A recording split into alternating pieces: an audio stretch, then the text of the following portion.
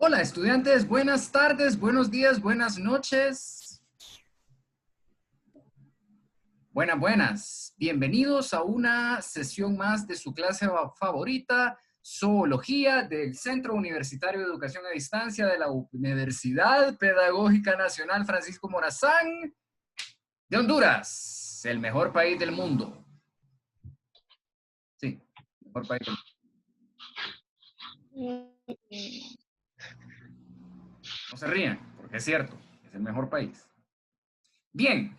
Esta es nuestra clase, creo que 16 o 17, referente a este periodo, y es la tercera específica para la clase de los anfibios. En las clases anteriores, es decir, en la primera y la segunda, hablamos acerca de la evolución de los tetrápodos, cómo de los peces llegamos a lo que son los anfibios, y cómo los anfibios aún conservan características de estos, pero cómo las van perdiendo poquito a poquito.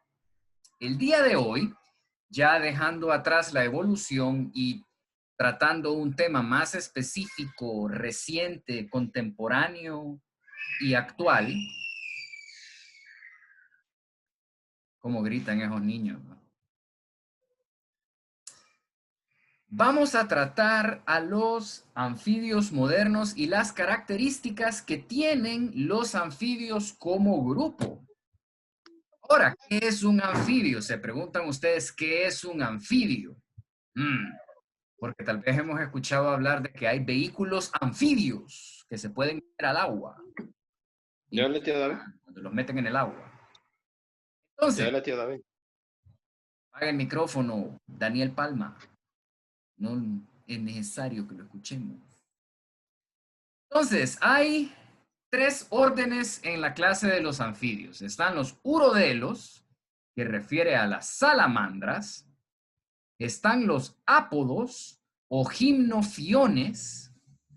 Se pronunciaría gimnofiones porque la G sería como una G fuerte, que serían las cecilias, que son esos organismos extraños que están en la parte inferior de su pantalla, que se están preguntando si son serpientes o son lombrices.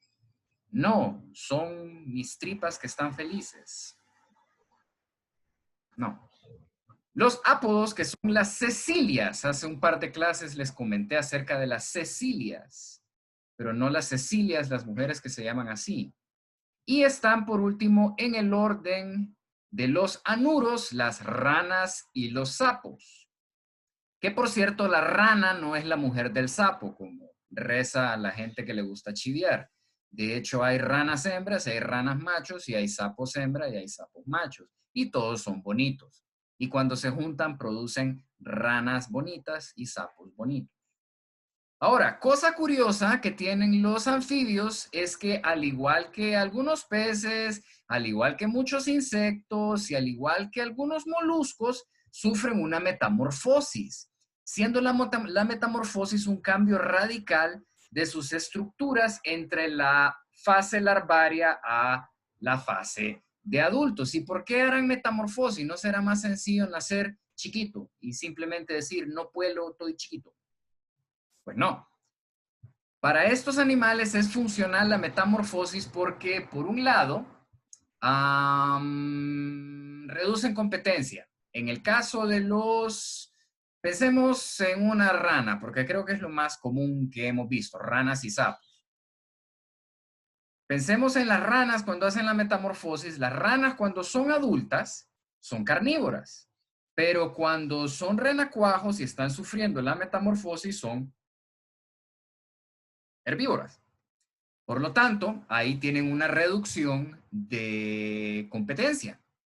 Ahora, las ranas adultos se pueden comer a las ranas en función de renacuajo, pero eso ya es malicia. O simplemente supervivencia. Por eso es de que los anfibios ponen muchísimos y muchísimos y muchísimos huevos, pero ya vamos a llegar a eso. Cosa interesante también de los anfibios es su respiración, porque si venimos analizando la evolución de los peces respiraban a través de branquias, pero después desarrollaron pulmones algunos peces, pero los que no desarrollaron pulmones también pues desarrollaron estos sacos, estas vejigas natatorias, ¿sí? Y las vejigas natatorias se vascularizaron y después dieron origen a los pulmones. Y bien, los anfibios también hicieron esto. Sin embargo, en su etapa embrionaria, es decir, durante la metamorfosis, dependen de la respiración branquial. Y cuando son adultos, dependiendo de la especie y dependiendo del lugar a donde vivan, van a depender de la respiración pulmonar o van a hacer la mayoría de su intercambio gaseoso a través de la piel. La piel de los anfibios está bastante diseñada y muy bien adaptada para hacer este intercambio gaseoso. Loco. Son ectotermos, a diferencia de los peces que son poikilotérmicos, es decir, de que dependen de la temperatura de los alrededores para tener la suya propia, como dirían en Honduras, pero, recuerden de que los peces también podían tener un cierto, una endotermia por secciones. ¿Se acuerdan de que podían tener secciones del cerebro y de los nervios más calientes para poder cazar mejor? El caso de los anfibios, no, estos son ectotermos y dependen totalmente del medio para su temperatura. Otra razón tal vez para la metamorfosis, porque en el agua la temperatura no varía tanto su temperatura entre el día y la noche, ¿eh? Podría ser. También los anfibios tienen glándulas granulares para su protección. Si alguna vez han escuchado que, uy, es que el sapo dispara leche y le saca los ojos a los perros. No. No disparan leche, como la están pensando en este momento, sino que la secretan como ustedes secretarían, como ustedes han visto el sudor alguna vez en la frente que sale por gotitas, pues así sale la leche de los sapos. No le disparan así. No, no es así. Esas son creencias de gente que nunca ha visto un sapo. Cosa interesante también, porque son animales interesantes, personalmente no me gustan, no los estudiaría. Los tuve que estudiar alguna o dos veces, 3, 4, pero no me vuelven loco. Tienen una membrana timpánica, en los adultos ya tienen un oído mejor adaptado para percibir las vibraciones y los ruidos en un ambiente terrestre. Sin embargo, cuando son larvas y están en el agua, en la metamorfosis, tienen línea lateral, igual que los peces. Así que vienen heredando esa característica desde los peces. Y vean cómo presentan características. Aquí está el perro. Hola, África. No, estoy dando clase, perro condenado. Bueno. Vienen jalando estas características a través de la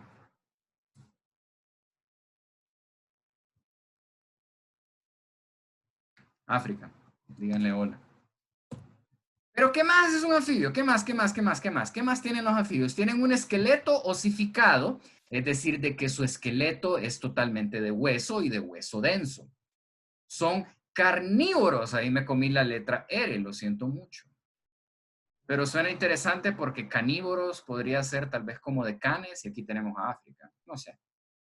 Cosa interesante es que tienen unos dientes que se llaman bomerianos, cosa que nosotros no tenemos. ¿Y qué son los dientes bomerianos? Pues son dientes en el cielo de la boca. ¿Y para qué sirven los dientes bomerianos? Para que no se les escapen las presas cuando las engullen. Si alguna vez han visto un sapo que viene y agarra algo de un solo, pues con los dientes bomerianos lo topa y no se le escapa. Son cuadrúpedos, como podrán alguna vez haberse fijado en una rana, tienen 4 patas, con diversos grados de complejidad en sus extremidades, es decir, a veces tienen 5 dedos, en cada extremidad, a veces tienen 4, a veces tienen 3, dependiendo. O pueden tener 5 dedos en las extremidades posteriores y 4 en la anterior. Es cuestión de complejidad. Y también varía mucho la longitud por especies, claro, varía mucho la longitud y la complejidad de estas extremidades. Por ejemplo, hay salamandras terrestres que apenas y tienen patas. Hay salamandras terrestres que son terrestres, pero están más en el agua y sus patitas son cortitas con membranas interdigitales. Y tenemos el caso particular de las cecilias que no tienen extremidades, no las necesitan porque viven bajo tierra. Y bajo tierra, pues, andar escarbando, no necesitan extremidades para eso. El corazón de los anfibios es mucho más complejo que el corazón de los peces. En el caso de los anfibios ya hay 2 atrios y un ventrículo y hay complicaciones y wow, es tan interesante esto porque los tuvieron que pasar ciertas complejidades evolutivas para poder desarrollar este corazón y este sistema cerrado de transmisión sanguínea. La urea es el desecho nitrogenado de preferencia, es decir, de que las heces de los anfibios están hechos de urea. Así como nosotros, nuestra orina está hecha de urea. Sin embargo, en los reptiles y las aves es ácido úrico. Interesante, ¿eh? Y sus huevos son mesolecíticos, es decir, de que tienen una cantidad promedio de vitelo. ¿Qué es el vitelo? Pues se los dejo de tarea que estudien qué es el vitelo. Así como me decían en la escuela, ve y sale en el examen. Probablemente no, pero pueda que sí. Y son mesolecíticos. Y cuando nacen las ranitas, cuando nacen los renacuajos, cuando salen las salamandritas en metamorfosis, lo que queda de vitelo de sus huevos se lo comen y esta es su primer alimento. Interesante, la rana, ¿no? Y los anfibios, y los sapos, y las salamandras, y las cecilias también. Una vez miré una cecilia viva. Son animales bien raros, son bien raros. Ahora, la respiración de los anfibios es toda una complejidad. Es algo diferente, es algo raro, es algo totalmente diferente a nosotros porque nosotros respiramos por pulmones, no podemos respirar por branquias porque no tenemos, y por la piel definitivamente no podemos respirar.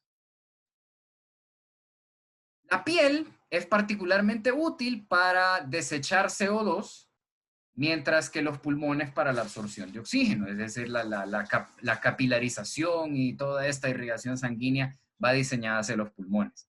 Ahora, la respiración en los anfibios es por presión positiva. En nosotros es por presión negativa y voy a tratar de hacerles una explicación en menos de 2 minutos para que lo comprendan.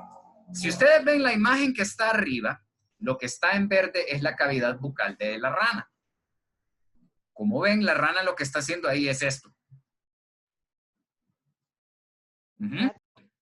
Y cuando quiere cargar ese aire que tiene aquí, lo que hace es que aprieta y en vez de que se salga así, lo que hace es que y se va a los pulmones. Eso es por presión positiva, porque por presión positiva está empujando el aire hacia los pulmones. Eso es respiración presión positiva. Nosotros somos respiración presión negativa porque la presión a la que está el aire que nosotros respiramos está un poquitito menos que la presión atmosférica, por lo tanto el aire entra casi que sin esfuerzo por la compresión que hacen los músculos intercostales. Tal vez algo no es tan fácil comprenderlo, pero ahora, las cuerdas vocales en la laringe, están mejor desarrolladas en los machos. Y con esto es que también pueden hacer estos sonidos y que se revuelven las ranas y dicen que esta es la gran sapería cuando llueve. ¡Que tenga ranas ahí! La sapería, siempre me ha gustado esa palabra que usan sobre todo en los pueblos de la costa norte. ¿Cómo les dicen en sus pueblos cuando las ranas andan revueltas? ¿Le dicen sapería también? Pues no sé. La circulación, ¿qué pasó aquí? La circulación, eso que tienen ahí en la imagen, eso es una salamandra. No son venenosas, no pican con la cola, no muerden, no nada, no hacen nada. No son nada. No. He visto gente aterrorizada como que están viendo al diablo con una salamandra enfrente y las salamandras y ni saben a dónde están. Entonces, no las maten, no se las echen a las gallinas, ahí déjenlas que ellas hacen sus cosas. La circulación de los anfibios es un sistema cerrado de vasos sanguíneos. O sea que no andan botando sangre, así, botando, como dice la gente. ¡Uy, anda botando sangre! Interesante, pueden ver en el libro, en el capítulo 25, la figura 25, algo, 25.9, 25.10 del libro de Hickman. Pueden ver el diagrama del corazón y el sistema circulatorio de una rana, porque el ejemplo de cajón es una rana. Si son profesores, no anden rajando ranas, por favor, no vale la pena. Pueden usar un modelo de un libro. Estoy seguro que sus estudiantes no quieren rajar una rana, a menos de que no les hayan dado pecho de chiquitos y tengan esa necesidad de andar escarpando animales. Entonces, no anden rajando ranas, no vale la pena. El corazón de las ranas tiene un seno venoso, 2 atrios y un ventrículo, y cada uno de estos tiene una función específica, hoy no traje agua, para enviar la sangre a un lugar en particular. Vamos a mandar sangre a los pulmones para que se oxigene y de los pulmones mandarla a todas partes para que se oxigene el cuerpo. Esto es maravilloso y esto es un cambio bien extenso en el patrón de circulación de los peces, porque si bien en los peces es un sistema cerrado, los peces tenían que desarrollar esto a través de las branquias. Y de las branquias lo regaban a todos lados y era un sistema menos complicado que este. Y el sistema circulatorio se complica todavía más a medida se va creando más complejidades en el corazón, a medida hay más ventrículos y de todas las cosas. Bueno, eso ya lo había dicho. Ok. El esqueleto. ¡Ja! Miren, esa rana parece... Si a mí me hubieran regalado esos esqueletos de rana cuando era pequeño, yo probablemente hubiera jugado con él. Está bien bonito. Está bien bonito. Entonces, vean la rana. Mírenla. Aprecienla. Qué bonita es. La columna de los anfibios, por muy cercanos al agua que les guste vivir, ha sido rediseñado completamente para soportar el peso del cuerpo y las extremidades. Es decir, la columna está diseñada para agarrar la cintura pélvica y la cintura pectoral y poder apoyarse. La columna es rígida, ya no pueden hacer esto como hacían los peces. Por lo tanto, si ya la columna es rígida, la disposición de los músculos para el movimiento ya no va a ser en miómeros como eran los peces, que eran aquellas formas de W, porque ya no hacen esto. Lo que ya más bien van acá o pegan saltos. Y las ranas y los sapos tienen algo bien interesante que es el urostilo, que es la fusión del cóccix. La fusión del cóccix en los anuros. ¿Y quiénes eran los anuros? Las ranas y los sapos. Y hay ranas hembras y machos, y hay sapos hembras y hay sapos machos. Ahora, esto es curioso. Si ustedes agarran un cráneo de una rana y lo ven, el cráneo casi que es todo espacio vacío, con una apariencia hueca, casi que vacía. Y esto es porque los espacios vacíos es una transición evolutiva que hay todavía de los peces, que esas estructuras, si lleváramos esto a un cráneo de peces, esas serían las estructuras del cráneo donde estarían las branquias. Y como estos ya no tienen branquias en estado adulto, ese espacio queda ahí, estando. También sus patitas, véanle sus patitas y si usan un poquito de imaginación y piensan en los rayos, si piensan en los rayos de las aletas de los peces, esto también sugiere de que las patas, los dígitos de los anfibios traen una relación de conversión evolutiva de las aletas y de los rayos de las aletas a la transformación en deditos, lo cual a mí me parece muy impresionante desde un punto de vista evolutivo. No sé a ustedes qué tan interesante les parecerá. El sistema nervioso, y esa es una rana de ojos rojos que hay en Honduras, de hecho hay más de una especie de rana de ojos rojos en Honduras, por si alguna vez se lo habían preguntado. El cerebro de los anfibios está dividido, el encéfalo, o sea, hay que hablar con propiedad.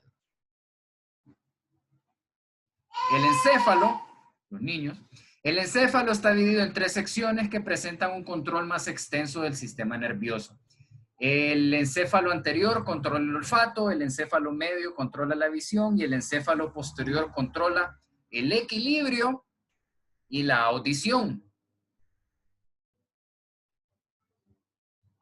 Hay un mayor control de las actividades nerviosas a partir del encéfalo y ya no tanto de ganglios. Sin embargo, biólogos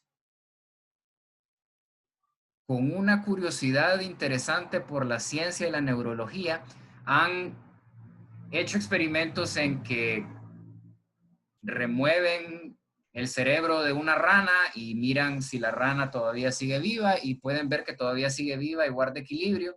Y si la chinchinean así, la rana es como, no moleste. Lo cual es bien interesante porque sugiere de que no hay solamente control del sistema nervioso a partir del encéfalo. La ciencia hace cosas curiosas. Yo no las haría, pero hay científicos que hacen eso, lo cual está bien. El oído es primitivo, pero es bastante funcional. Dependen más de la visión. Tienen muy buena visión. Y miran a colores. ¿Cómo saben esto? Porque me imagino que cuando les disectaron los ojos alguna vez y vieron de que habían células de conos y células de bastones, dijeron, pues no, pues miran a colores. Y forman imágenes. Y son bien bonitas y son coloridas.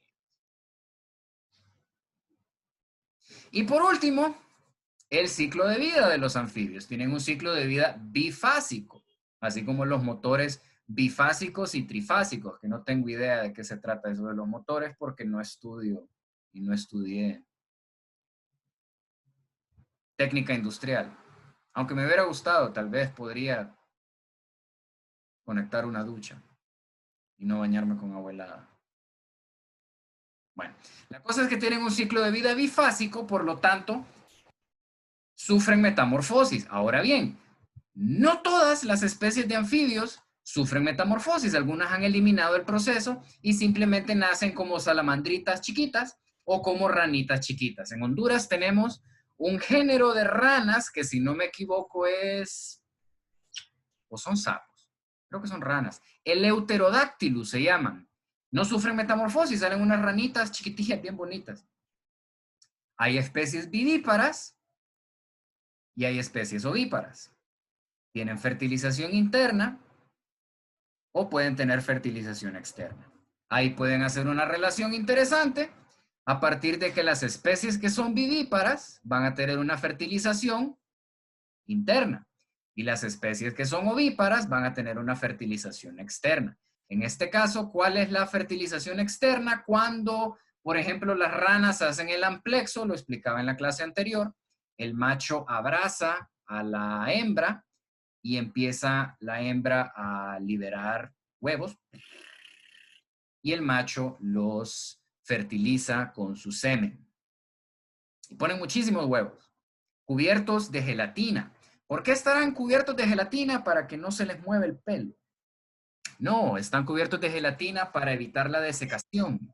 Porque a pesar de que crecen en medios acuáticos, se incuban, se empollan, se enranan, como le quieran llamar, potencialmente pueden perder humedad y si pierden humedad, pues se secan y se mueren. Además de que también esta gelatina puede ser digamos, alguien se los quiere comer, algún pajarito se los quiere comer, pero esta cosa viene y se siente como desagradable tal vez y eso los desincentiva que se los coman. Y bueno, si miran masas de gelatina, si van cerca de una quebrada, si van cerca de un chahuite, si no saben qué es un chahuite es un nacedero de agua. Si miran así como pelotosos, así como de baba, ahí déjenlos, no son ranas. No les tiren piedras, no de, uy, es el diablo, hay que echarle una piedra. No, son ranas, ahí déjenlas. Nada les están haciendo. No. Las ranas son bonitas y cantan en la noche y se comen los zancudos. La gente les tiene miedo porque les meten miedos estúpidos cuando son pequeños. Como, si saliste va a morder el sapo. Y ya van los niños, me va a morder el sapo. No, no hagan eso, eso es estúpido. Eso es crear una generación nueva de gente retrasada con aspecto del ambiente. Y así se los digo, retrasados en materia de ambiente. Y dice, es que los sapos son malos porque echan leche y ¡pe! Porque vienen jalando temores. Sí, la niña sabe.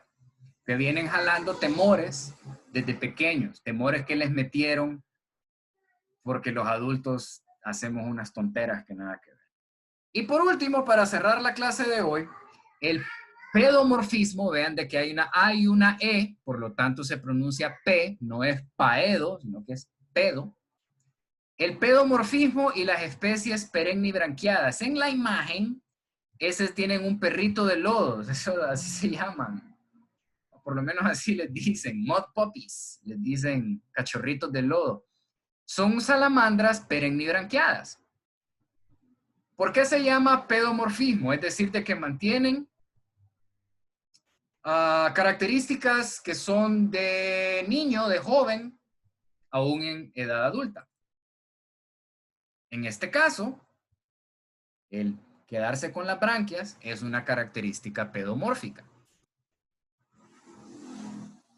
En el caso de los ajolotes, unos que vamos a ver el día miércoles, en el caso de los ajolotes, estos se quedan así, con características pedomórficas y viviendo en el agua, siempre y cuando no se les seque la poza donde viven. Si se les seca la poza y sienten de que ya no hay suficiente agua, el sistema endocrino se activa, empiezan a producir tiroxina y la tiroxina obliga al cuerpo a terminar la metamorfosis y desarrollar pulmones y perder las branquias.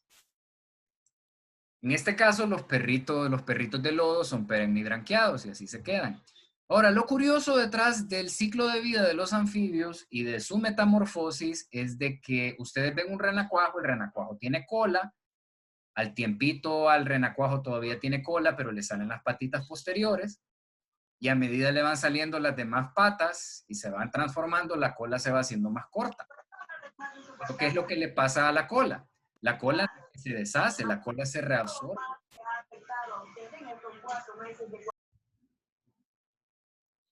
La cola se reabsorbe y bueno, la cola se reabsorbe. Y eso ha sido todo por hoy. Ya no hay más. Se acabó. Espero les haya gustado. Cerramos la clase. Les deseo un bonito fin de semana, un bonito día de mañana. Si les gustó el video, denle like, compártanlo a sus amigos. Si no les gustó, no le den like y me dicen por qué no les gustó. Y nos vemos a la próxima. Pásenla bien, sean mejores siempre.